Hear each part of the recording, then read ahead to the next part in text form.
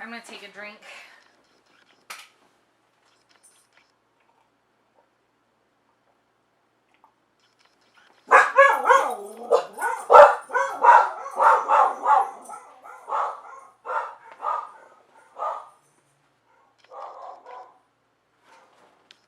Take 1,500,023.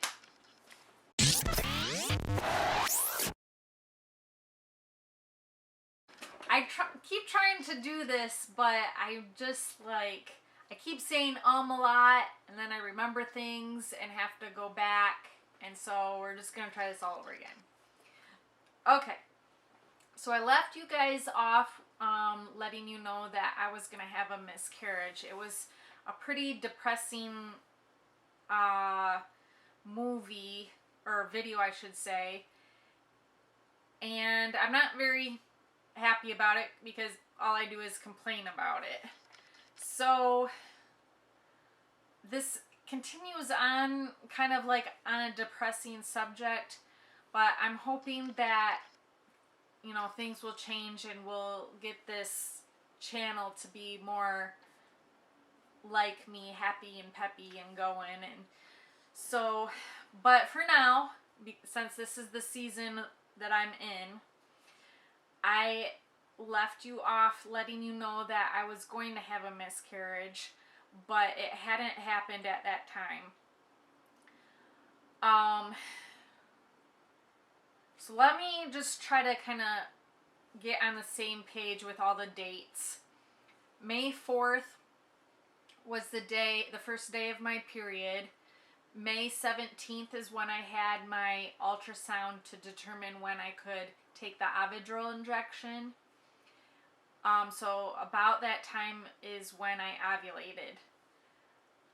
May 29th is when I found out when I was pregnant, but I didn't confirm it until like June 1st or so. And then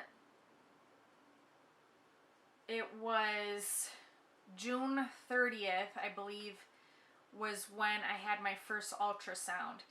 And with that appointment, it was determined that my baby did not have a heartbeat and that there was gray material in where it was supposed to be black. The doctor at that time said that he was pretty sure I was going to end up having a miscarriage, but he did want me to come in the following week to confirm that with another ultrasound. So the second ultrasound, which was the exact week to the day after the first, I can't remember the date. Well, anyway. So I had the second ultrasound. There was no heartbeat again and no growth. And those were not the only signs.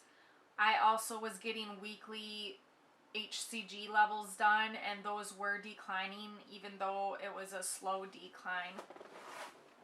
And my symptoms were going away too. I chose to try to have the miscarriage on my own. Unfortunately, it didn't happen on my own. I had waited 4 to 6 weeks like they had suggested, and they wanted me to call if it had been 4 weeks and it hadn't happened on its own. And it did not happen on its own, and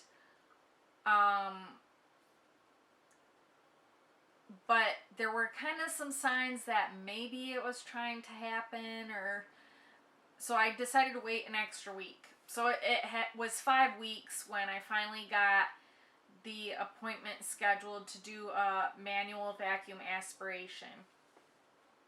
I know there are risks to that, but the other route was taking medication at home, and with that I would need to be with someone because I was supposed to be emptying out within 6 to 8 hours, and that just sounded completely terrifying to me. You know, just bleeding out that much all at once, and then on top of possibly having side effects to the medication like diarrhea and vomiting. It just sounded like a nightmare, like, to even try to get to the hospital. So I chose to do the manual vacuum aspiration so that I could be monitored. And I was fortunately able to get it scheduled so that I had 4 days off in a row.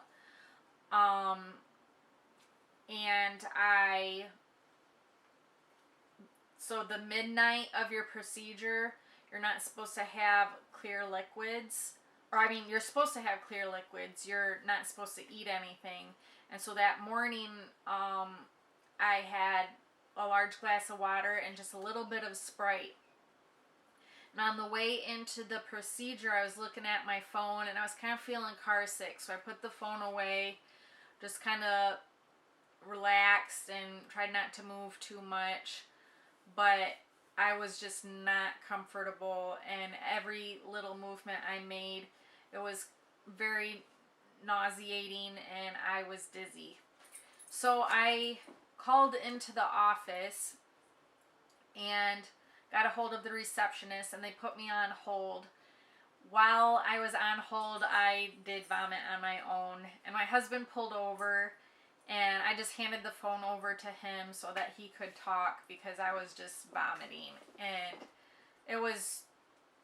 I felt so awful. I think the nausea and vomiting is one of the worst symptoms to have, other than like diarrhea and gas and pain. Like, those are just some of the worst symptoms. Anyway, so I do talk to the nurse, and she hangs up on me and says she'll call me back. She'll be talking with the doctor, and meanwhile we were able to continue on towards the office. And I get to the office and I go right back to the bathroom so that I had to pee for one, and then I had to throw away my bag of vomit. And then from that point, they immediately were able to take me back into a room. So I was really grateful for that, because I was just not wanting to be in public, I was just very unhappy territory. The first person I talked to was the anesthesiologist, and he basically said that he was nervous to do the procedure there in the office because he was worried about aspiration, and the kind of aspiration where, like, say you were sedated and you vomited, and then you're inhaling liquids and it's getting into your lungs and cause pneumonia or whatever else. So he basically said he was worried to do it there in the office because they don't have the resources to take care of me in case that were to happen. So he suggested going over to the big hospital and basically undergoing a surgery minus the incision. I would have to undergo general anesthesia and be intubated. And the doctor came in to talk to me after that and said to just hang in tight here for a little bit while they make some arrangements to get that done. We call our parents both sets at this time because, I had to make the morning all full of drama. And on the way to the hospital, I vomited again. And I think I told my husband at this point, I'm dying. Like, I think I literally said that because I was just, it's the worst. We get to the hospital and there was a huge confusion about where I'm supposed to go. Like, I tell the receptionist where I'm supposed to go, but she sends me up to the 9th floor when the doctor said to go to the 4th floor. So we have to go to the 9th floor and tell like 2 different people, and then they send me back down to the 4th floor. And so like I had to like tell 4 different people what was happening so that they could get me where I needed to go, which is, it's just weird to tell people that you're having a miscarriage and have to get a procedure done. Like, just direct me where I need to go. But anyway, I get to where I need to go, and I had a really good receptionist, very sweet receptionist, very trying to be sensitive.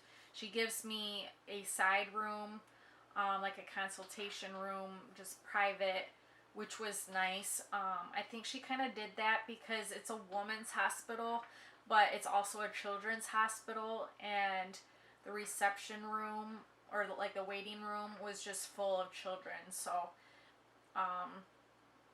it was nice that she was so sweet, but you know, at this point in time, like, I've waited 5 weeks for this to happen. So the charge nurse comes to get me and my husband from this room, and she takes me back and, you know, tells me to get my gown and my socks on. And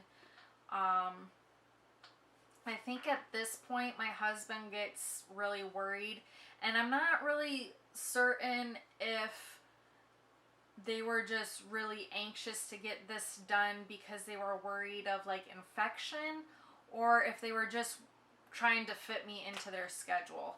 I have a feeling it's probably the second reason because, you know, I wasn't planned on getting this done, and they really did get me rolling like within an hour of even knowing that I would be coming to get this procedure done. So yeah, my husband was really worried just because everyone's working so fast, and there were so many people. There was the charge nurse, she got my IV in. There was the pre-op nurse. There was a nurse hanging my IVs. There was the operation nurse. There was 2 anesthesiologists. There were the social worker. There was the doctor. There was lots of people. And so that just made him uncomfortable since he's not really familiar with the medical field and stuff. And they got my IV into my left forearm wrist area, and I believe they hung just normal saline. They gave me Zofran first off, which I was grateful for. And then one of the anesthesiologists said that I would need to take something to I think it was to like decrease the acid in my stomach. And I told him I wanted like a list of medications of like everything that I was taking. I never did get that list, but I guess that's fine. Whatever, but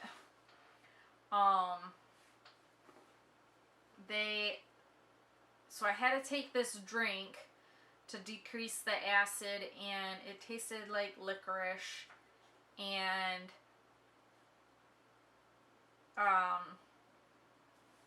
then they gave me Versed, I believe, and I don't think they even knew that it was gonna do this, but from that point on, like, I see the walls kind of shaking and things getting dizzy, and I knew that I was gonna be out here pretty shortly.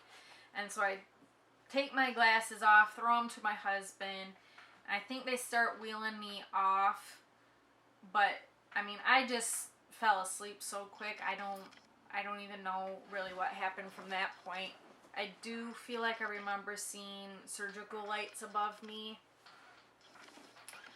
And then I remember waking up on my left-hand side. The charge nurse was there again, and she was just telling me that I need to roll over to my back. And they did have my head up on the bed, so that was nice. And I did a lot of shaking. And she asked me if I wanted something for pain and something for shaking, and I said yes to both. So that was nice that she gave me that. And so, and then the post-op nurse gave me some ice chips, started working on that. I sat up more in bed, and I did need to use the bathroom really bad, but I told her I didn't feel like I could quite get to the bathroom yet on my own. So she gave me a bedpan, and I think I overfilled it or something because the bed got wet everywhere. And I do remember her telling someone that it was pretty full too, so I blame the fluids because I usually don't pee that much, but it was a lot, I guess. And then the nurse asks if I want my family to come back, and so my mom and husband do come back, and my husband gives me my glasses, and I eat some more ice chips, and they kind of talk a little bit, but I was still kind of a little daisy. And then I think she starts kind of offering me like some graham crackers and maybe some juice. I can't quite remember. But those graham crackers really hit the spot for whatever reason. But I'm pretty sure they give you that so that they can kind of test your swallowing ability since you do get, since you're intubated. I didn't feel, I could tell that I was intubated, but I didn't quite feel that sore at that point.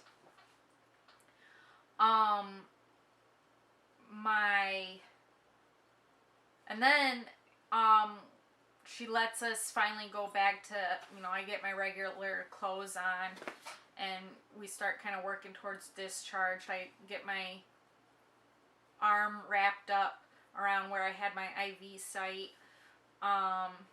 She kind of goes over some discharge instructions, and they make me go in a wheelchair to get wheeled out, and my family makes me stay in there until we get all the way down to ground level, and we had to wait quite a while to find an elevator that was going to be big enough to let me in. There's a lot of people just using the elevators, but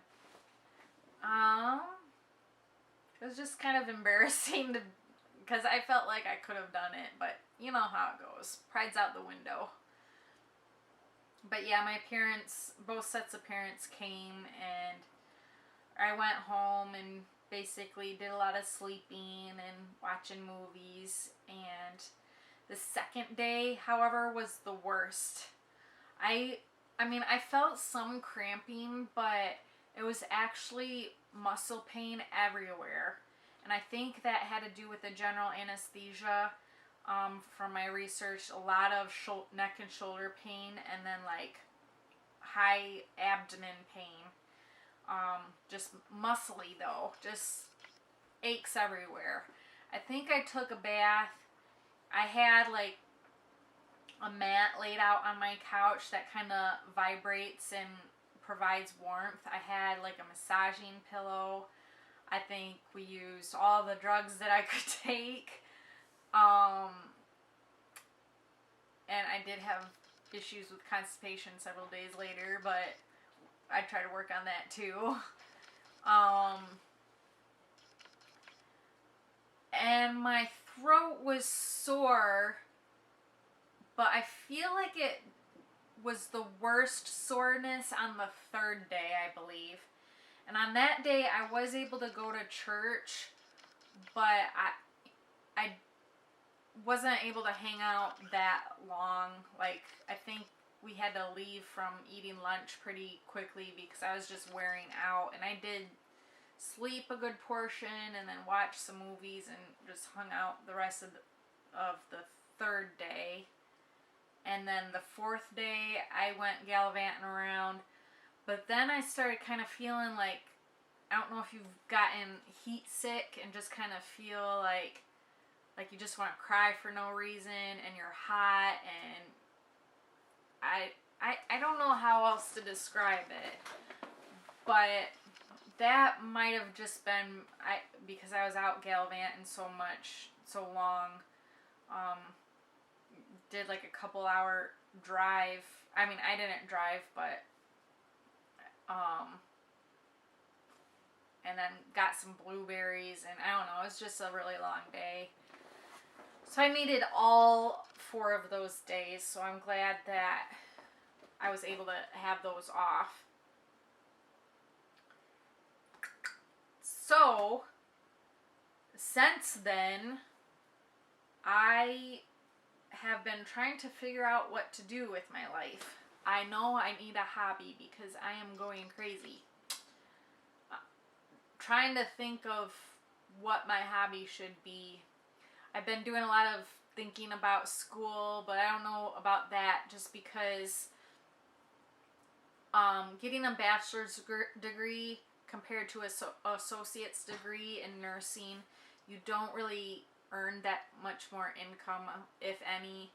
And on top of that,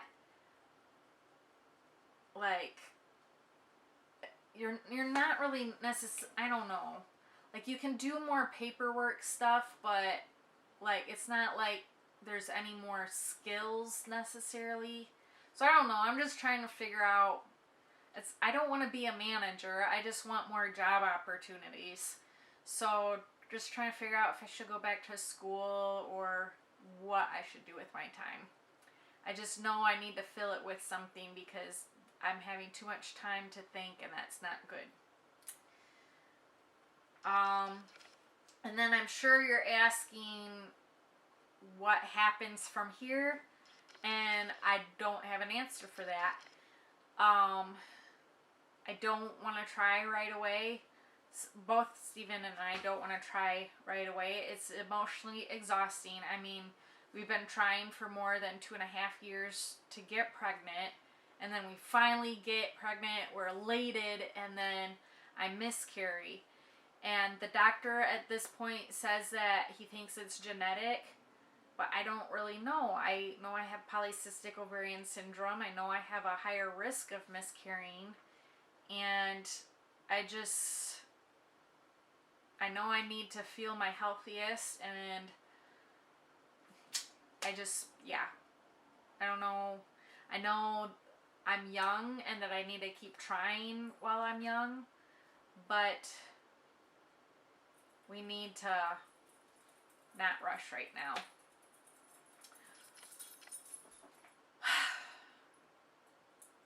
So that is my story. I do want to come up with more video ideas. Maybe they'll be more, I want them to be more lighter and happier. I have some ideas in mind. I know Polycystic Ovarian Syndrome Awareness Month is coming up. And I think Infertility or Miscarriage or there's some sort of another awareness coming up like the month afterwards. So I might do some videos on that. Thank you for listening and watching, and I've been talking too much, but thank you for listening anyway. Take care.